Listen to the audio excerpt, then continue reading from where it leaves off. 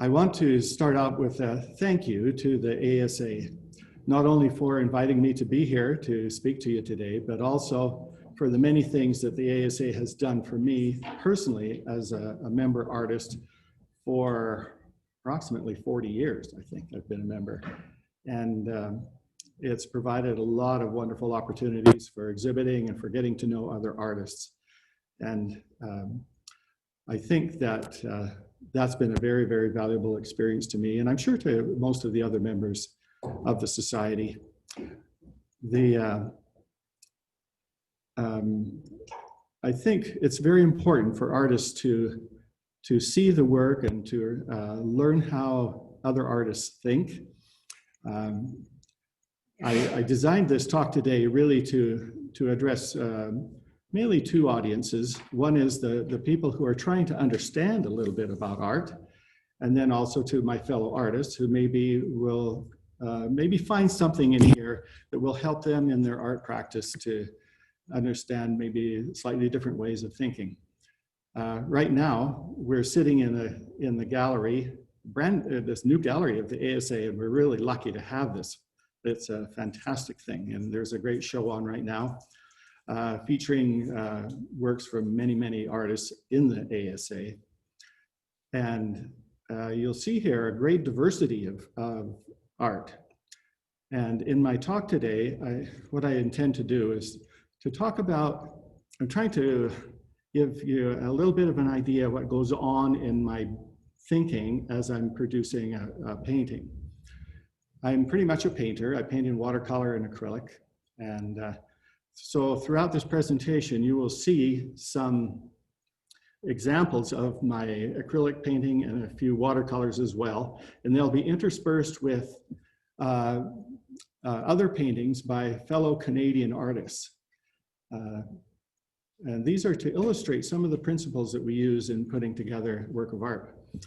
I want to start off with a little story that happened to me a few years ago. A friend of mine was chatting about stuff, and I mentioned that I was going to teach an art class to an art group. And he said, "Why?" And I thought, well, what do you mean? And he said, "Well, what's there to teach?" He said, "Well, I just thought that if you were talented, you painted, and if you weren't, you didn't." And then about that same time, I had a similar conversation with one of my own kids, who didn't seem to think, that there was much of effort of thought that goes into producing a work of art. And it's a little bit like playing the piano, like I know people who are self-taught, gifted, play-by-ear pianists, that can just, they do miraculous things. And then there's others that have to have a lot of training to figure it out. And most of us, I think, fall in the latter category of things, that we need to understand some principles and things to be able to produce anything of much interest. First of all, a little bit about my process. I think every artist has their own particular way of working, which is very individual to them. And typically my process is basically to start off with an energetic creation of a bunch of chaos, and then trying to figure out how to make some sense out of that as I go along. So I've got some, I do a lot of landscape painting. That's pretty much, most of what I do. And I gather a lot of reference material by photographing the landscape that I see around me. Another thing I do is actually do some painting outside, where the subject is right in front of me. And I think a lot of artists, especially landscape artists, do those two things. The work that I do from reference is usually in my studio, and there's a picture of it. It's behind my house. There I am puzzling over what to do next with a painting. I'll show you kind of how this particular painting worked. This is what I started with. This is a picture I took in Waterton. Waterton Lakes National Park is where we have a family cabin, and I do a lot of work there. And so I gathered lots of photographs, and I was looking at this one, trying to figure out what to do. I think about the design of the image right from the start of taking the photograph. This is one that I took on my cell phone, and I decided I need to crop it a bit. And so there's what the cropped version looks like. And this is roughly, you know, what the painting is going to be. Now here's kind of the first stage. I worked on this just a couple, 2 or 3 weeks ago when I was working on this painting, and I knew this talk was coming up, so I would stop and photograph it, you know, in different stages so you could see what it looked like. My process is to start with a very big brush. This is all done so far with about a 4-inch brush, 4 inches wide. And so I kind of work from big to small as far as the brush goes. The initial strokes are big, and the final ones are very tiny with a tiny brush. So there's a little bit later, you see some more color being added.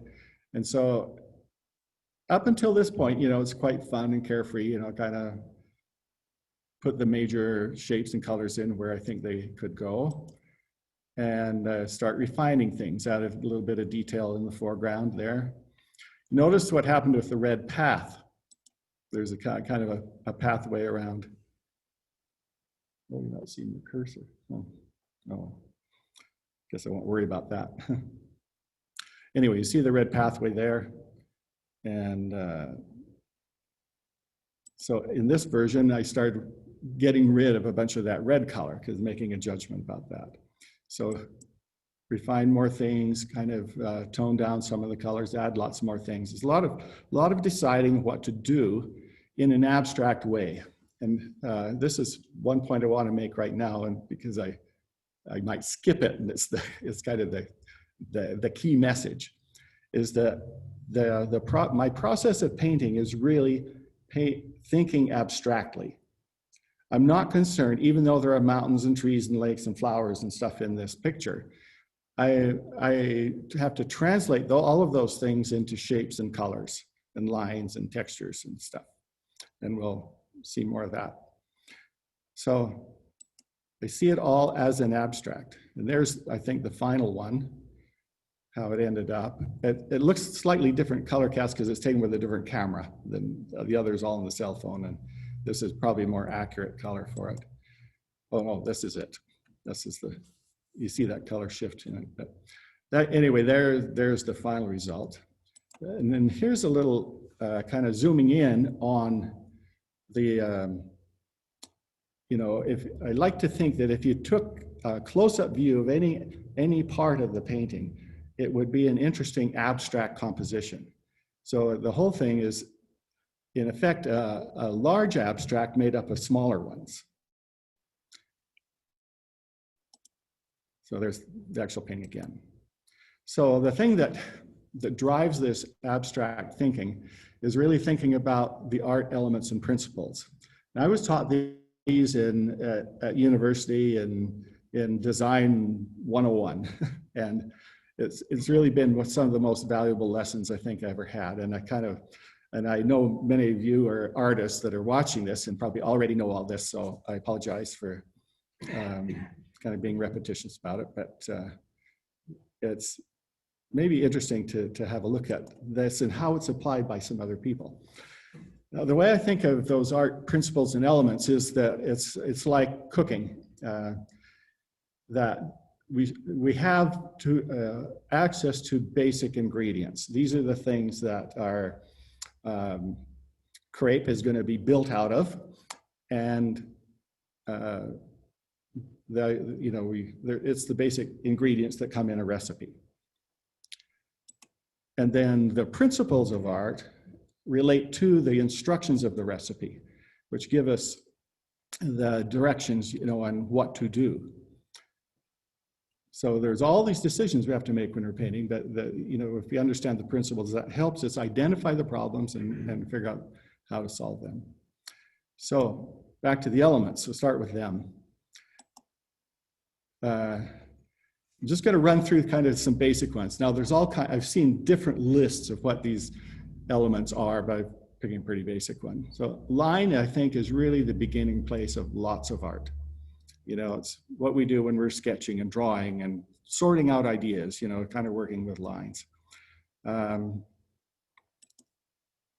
This is a painting by Richard Halliday that he did a lot of these kind of things, and I think they're quite wonderful. They're very simple in concept. You know, it's just a meandering, curvilinear white line on a black background. And yet, you know, it's quite fun to look at. And you kind of let your eye wander those lines and see them.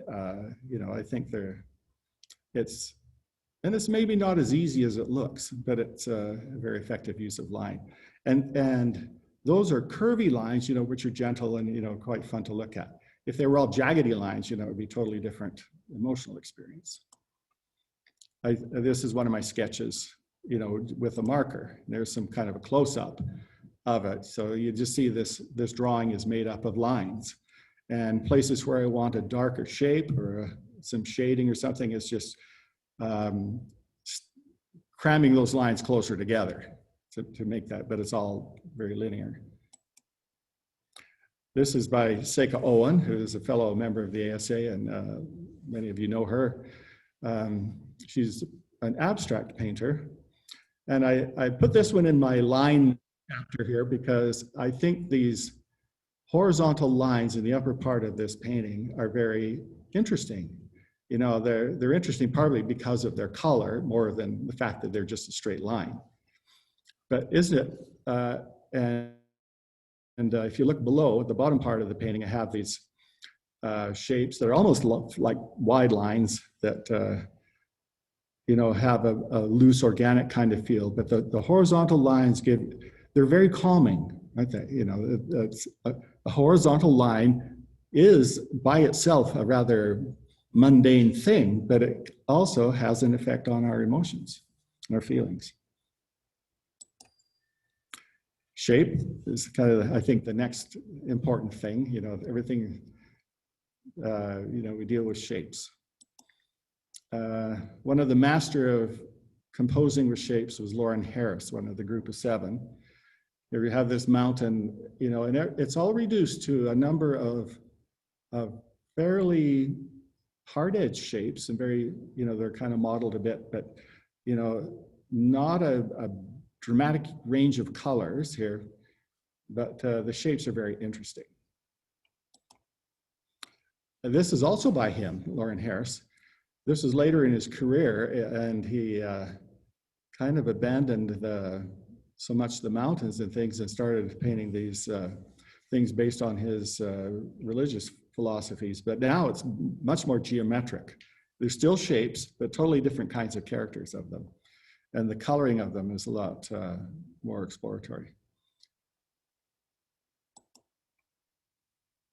So now we have the lots of color.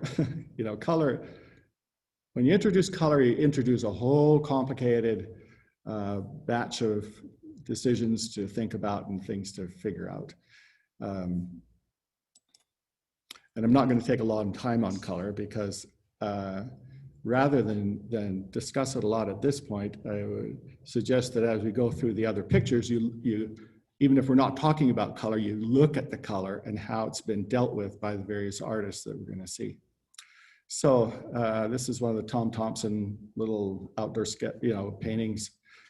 You know, fall leaves. And I think what makes it quite powerful color-wise is he's actually restricted the number of colors. You know, it's mostly very warm reds and yellows and oranges, you know, with a bit of blue and green put in there to calm things down a little bit. And the shapes are very simplified as well. So, but it makes it, you know, kind of a lively pattern out of it. This is one of my paintings of some mauve colored flowers. I think these are gladiolas. But it was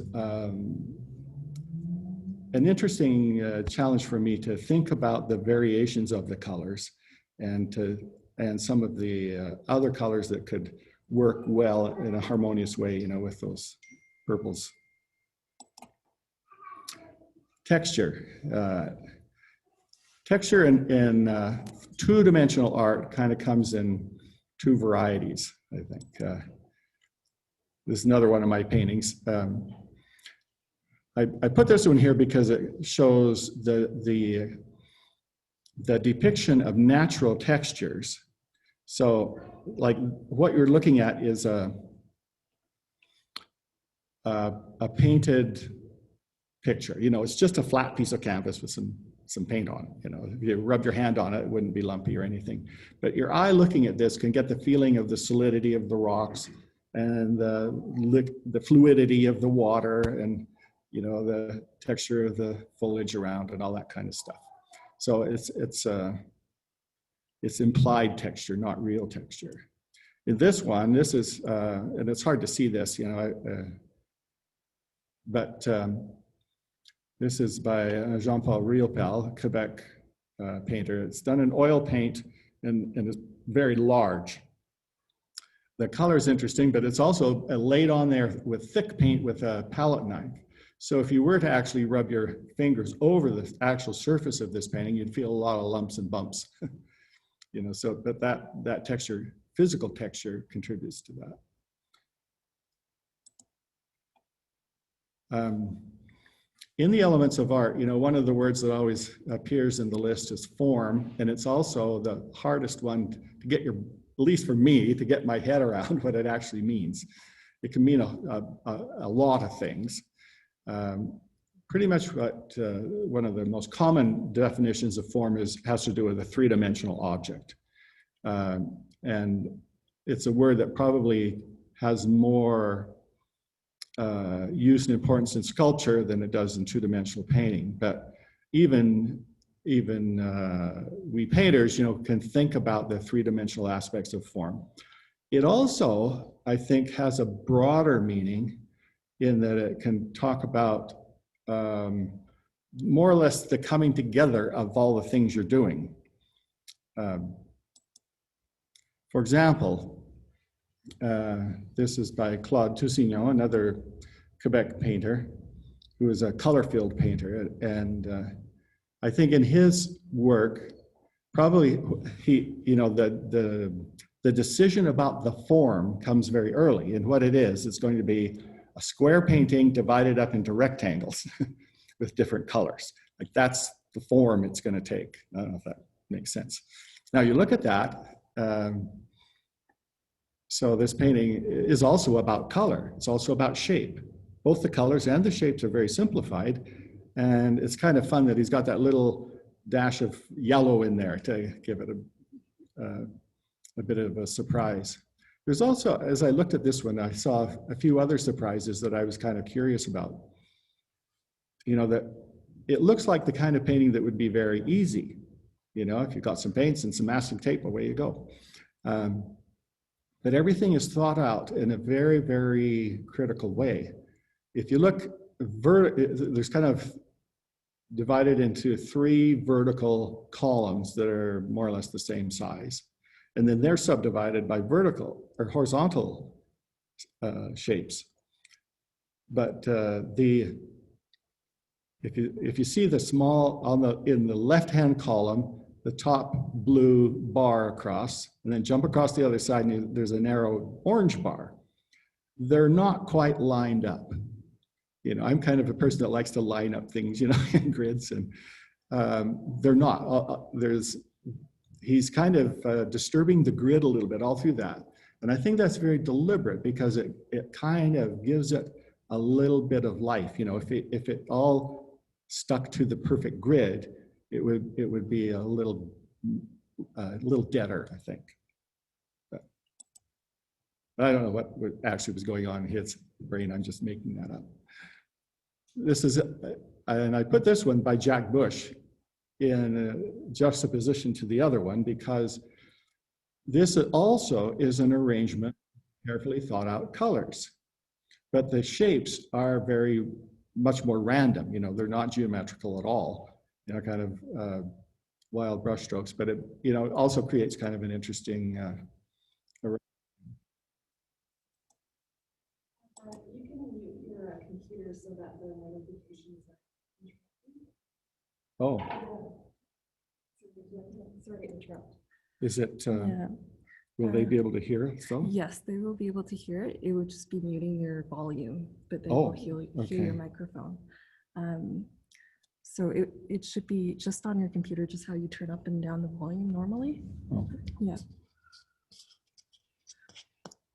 Sorry to interrupt. Oh, I know where I can do that. Okay. Hopefully you can still hear me now. That, yeah, good. Thanks, Rini. Okay, back one. Space. So if you look at this little graphic here, it's a good example of a bad design. Good example of a bad example. But you see everything is layered on top of each other. And that's one way to indicate space in a third-dimensional way on a two-dimensional plane, is to have something in front of something else. So we've got the tree out in front, the word space is in the back, the airplane is flying over top of the house and in front of the house. So anyway, and the house is in perspective. All those little devices are things that we can use to indicate space. Just another painting of mine. I don't do very many things that have really crisp perspective in them, but in this case, the river is in perspective. You know, so the river gets narrower as it goes back into the painting. And so it gives the illusion of three-dimensional space. Another use of space in a composition is controlling where your eye goes over the surface of the painting. So this is a painting by Harold Town, who I loved all these things. He was so imaginative and did so many things that were quite playful and interesting. But if you think about how he controls where your eye goes, if on the left-hand side, there's kind of a little green dot right against the edge, and then there's a curve that comes up to a red, complicated shape, a circular place. And anyway, your eye kind of follows some of the edges and shapes around this thing. In a way, it's a little bit like a map. You know, your eye can go from here to there, and hopefully will stay within the painting. And we all try in our compositions to avoid doing things that just shoot our eyes straight off the painting and onto the painting that's hanging next to it in the gallery. You know, we want to have somebody actually look at ours for a little while. But I think most artworks, most artists try to take that into consideration, you know, where your eye is going to move around in there.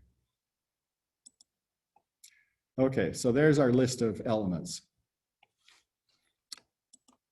Now we get to think about the principles. And these, I think, are the things that are a little more interesting to understand. And what their big use is, especially, you know, a person like me who kind of started out in a loosey-goosey, messy kind of way, and then try to resolve things.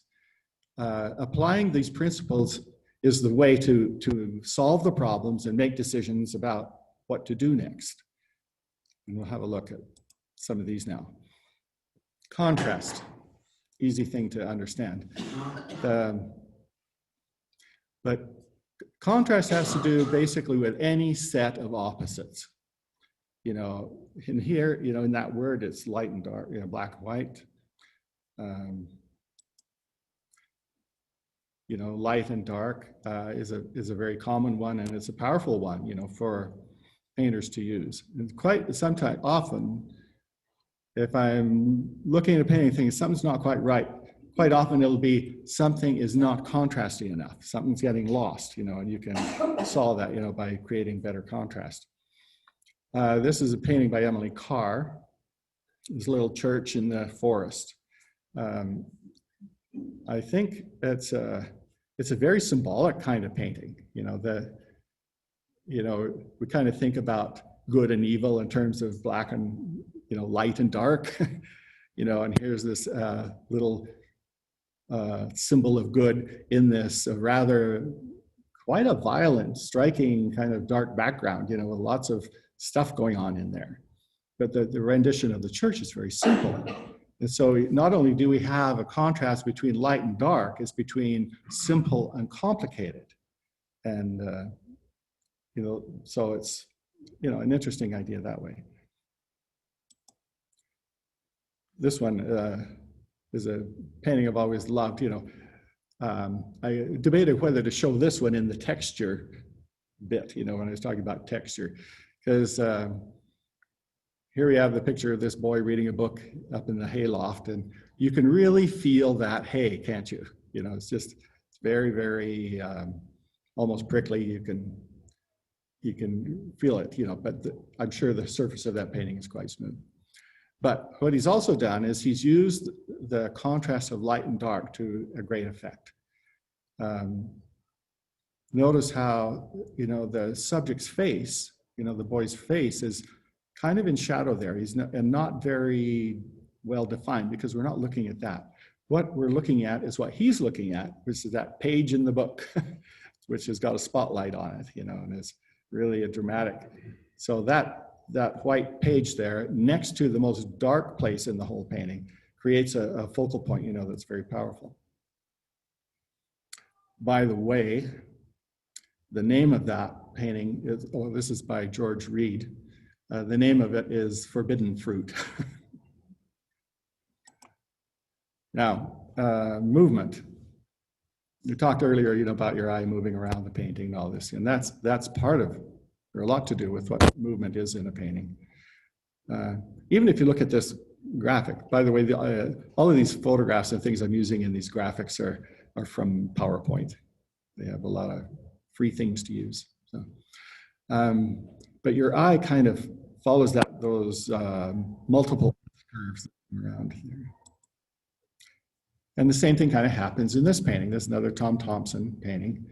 But think about where your eye goes in here. Like this is a real good roadmap for your eyes to follow. Your eye kind of shoot, at least mine, kind of shoot up that trunk, that red line, and then it comes down on the left, kind of enjoying all of those little branches and that cascading of those green shapes of the foliage. Like we really don't care what they are. In the abstract language, you know, they're just dark shapes that give you stepping stones, you know, for your eye to follow. Back down to the bottom part of the painting, and then the slopes of the rock bring you back up, you know, and you kind of do that loop again. And in the way, you can stop and look at the background colors and enjoy those things.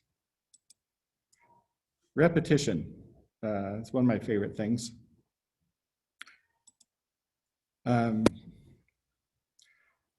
The more I've looked at and thought about this painting, I found it very intriguing.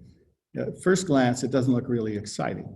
You know, it's kind of, the colors are all very subtle, and the division of the space is all pretty precise, evenly measured out and spaced things. You know, we have the railing there, the banister with those evenly spaced pickets, and then the squares of the window, and on the side it looks like a bookshelf or something there. Everything's very, very precise. To me, being kind of a fling the brush around in kind of loose ways, being this precise is pretty daunting. Can't imagine how you do that.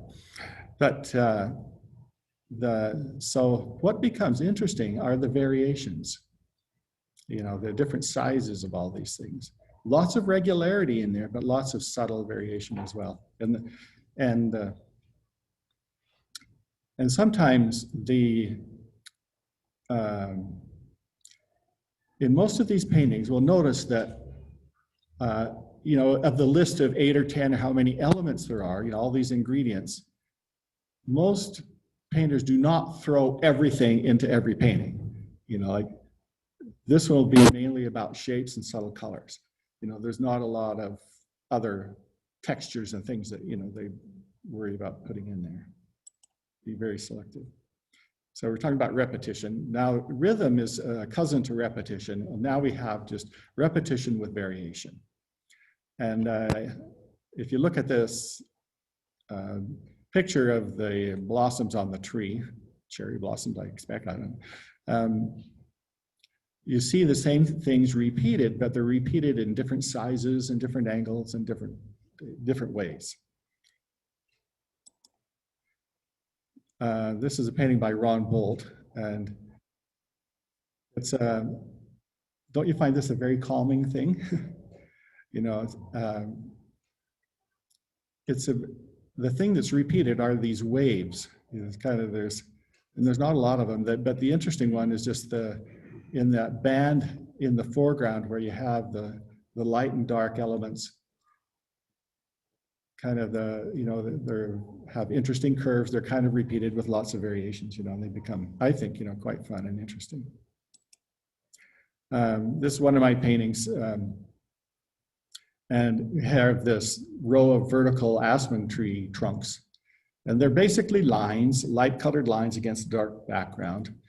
But I've tried to make each one of them different from the others, you know, slightly different in their color, slightly different how they bend and the wiggles in them, so that, you know, as you let your eye go across them, you see a nice variation and changes.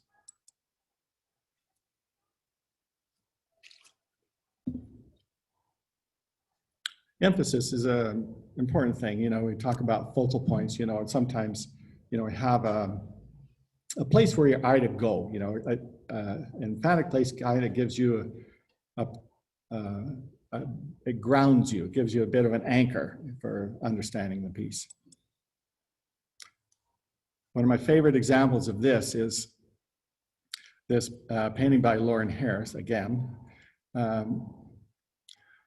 Now, as a landscape painter, I have been out hiking in the mountains and stuff and seen many, many old stumps sitting there and have rarely wanted to paint one. So I think this is an interesting painting to examine what makes it so powerful. He's sort of broken a few rules that we usually try to avoid. One of them is to put something smack in the middle. When you do that, even a blank canvas with nothing on it, your eye will check out the middle. You know, so if anything happens to be in the middle, it becomes an anchor for your eye and you can't get away from it. In this case, he's done it deliberately, so you have to look at that stump and you can't get your eyes off it. And so it becomes a very, very important thing. You know, it's like this big monolith, you know, that has some significance, you know, that we try to understand. And then to make it even more influential, he's got, you know, these rays of light coming from the left, and this sequence of cascading sequence of cloud shapes coming down on the right side. And so it's he really draws your attention to that thing, and now it becomes an almost magically powerful object. This is my painting. I think I called it Promised Land, and I was thinking about settlers on the prairies. You know, there's a road allowance there. It's just kind of a trail going toward a group of trees, you know, and I was thinking about my grandparents who settled on a prairie farm and planted the first trees there, and no other trees around.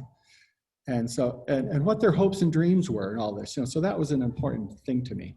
And to make it even a little more powerful, and you know, you can't avoid looking at that little clump of trees because there's a kind of like a shaft of light coming down right at it, a spotlight on it, in fact. Yeah, you can argue, maybe you don't like it, but I was trying some of the devices that were used there to give it that importance.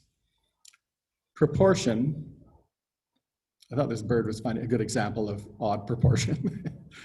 Most of us wouldn't want a beak that size. But,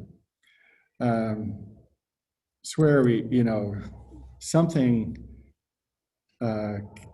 relative to its size or some power that's given it, we have to consider, how things work in proportion. This is a painting by Alex Colville, which I think shows some very interesting things here. We have, he set up a potential collision here. What's going to happen? We've got this train running down the track. We've got a horse running down the track in the opposite direction. If he had lined this up so that we were looking just, we're looking at the train track straight on, so we just see the train coming on the left and the horse coming on the right, what's going to happen. Poor horse, the horse doesn't have a chance. But now he's used the power of design to reverse that. He's made the train very insignificant. It's way off there in the distance, and the horse is huge. And so it's close to us, and the horse is very powerful, and then to give momentum, we talked about movement earlier. Look at the rails. They're the most contrasting thing in the whole painting. Here are those white rails that kind of move from the lower left-hand corner to the train. So they're moving in the direction of the horse. So they give motion to that horse, powerful motion. So now we're no longer thinking about what's going to happen to the horse. The horse has got all the visual power here. The power of design is given to the horse. And it gives you a little bit of an edgy feeling now. Balance. I think that the fun thing about balance is that you can balance weird things in the visual world. This is by Tom Thompson, his famous painting, probably seen this before a lot. If you imagine a dividing line coming down the center of that canvas, on the right you have a kind of this grid of dark silhouetted tree trunks. And on the other side, there's only one, that it's mainly dark on the right, light on the left. And those things kind of balance each other. You can do that. You can have different things working in balance from one to another. And then you have that interesting diagonal that kind of ties the two things together. Now this is an interesting one, I think, as far as balance goes, because it's not a right and left kind of balance affair. This one, this is by William Karolek, who is a Ukrainian painter, and he was raised on the prairies. Now, what's that farmer doing? Anybody? Everybody I've ever asked that to said he's looking at his cell phone. This was painted before anybody had a cell phone. I grew up on a farm. I'll tell you what he was doing. Yeah, he's checking out the ripeness of the grain to see if it's dry enough to be harvested. Harvested, you can see the harvest continuing, or it started on the side, and he's checking this. And there's it might be hard to see, but there's a little bit of a trail that he's left wandering through the field. So he's examining the grains in different parts to see if it's ready to cut. So, and then he's going to get his cell phone and tell his wife he's coming home for lunch. Okay, back to balance here. And he paints, he was a very significant painter, and he paints a kind of almost a naive kind of folksy style, but he knows what he's doing. So this painting is about the expanse of the prairies, the vacancy of, just these wide open spaces. So the balance here is between the emptiness of the middle and the stuff going on the outside. So everything of any kind of interest and activity is near the edge of the painting. The sky above, there's some distant clouds on the horizon and trees, and the front end of a vehicle on the right side, and some stooks, and you can see the standing stalks of grain at the very bottom. All the interesting stuff is on the edge, and he's left the middle blank, but it kind of makes the balance, considering that balance, between those things. And it works to give us the idea of being on the flat prairie. Unity. Okay. Finish up here with the two biggies here. Unity, is making everything kind of work together, so it clicks together. This is by Harry Kuryuka, who is a good friend, and this is an interesting painting, I think, because it has no focal point. It has just all these colored bars, dancing around in every direction. But it's very cohesive, because it's the same all over. He's used that trick, but he's also made it not boring by having these things in bright, happy colors, and kind of dancing around. So there's kind of a jolly emotion to this picture. This is watercolor by Ray Cattell. Now, it's a good contrast to that painting of Harry's that we just saw. Because this one now is just these, not very many sharp shapes in this one, just lots of this kind of fluid, fuzzy, blurry kind of shapes, but there's a nice feeling that comes from that. It's very, again, quite relaxing, and a little bit of interest where he has that texture. And then a bit of bright orangey red there that kind of gives it a bit of a punch there. So it's a very, interesting thing, but the choice of colors and how it's all designed, it kind of is a unified thing. Everything seems to belong there. And that's one of my paintings, and it almost highlights its ultra busyness next to that last one. But in this one, I tried to create a sense of unity by repeating some things. I see this one almost as a tapestry where things are woven in and out of each other. There's a lot of vertical lines, especially over in this part, or on the left part. And then you can see, if you kind of go from up, looking at the right-hand side, there's lots of horizontal bands of snow there, kind of light colors that give it a little bit of calmness, I hope, and kind of those weaving of things kind of tie the thing together, at least is my hope.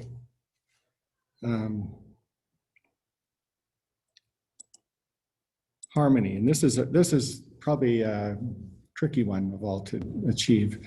This is a watercolor by Tony Only, which, I think it's a very harmonious thing. You have these kind of curving shapes. The color scheme is very subtle, very lots of very neutral colors and things, but it gives you kind of, again, this calming feeling, almost a little ominous, with some of the dark clouds and things, but it hangs together very well. And that's really what unity is, everything working together. This is a wonderful painting by Nadine Cole, who happens to be here with us today. She's right there. I think this is a very unified painting. It's a busy painting, lots of stuff going on in there. We have the repetition of those fan palms, with all these spiky leaves going out, but there lots of variation and repetition happening in there. And then interspersed with all of that activity, there's the activity of the background where you have these red and blue and yellow shapes coming and going here and there, but it's organized in a very good way. Like it's a painting you want to spend some time with and kind of letting your eye explore through that.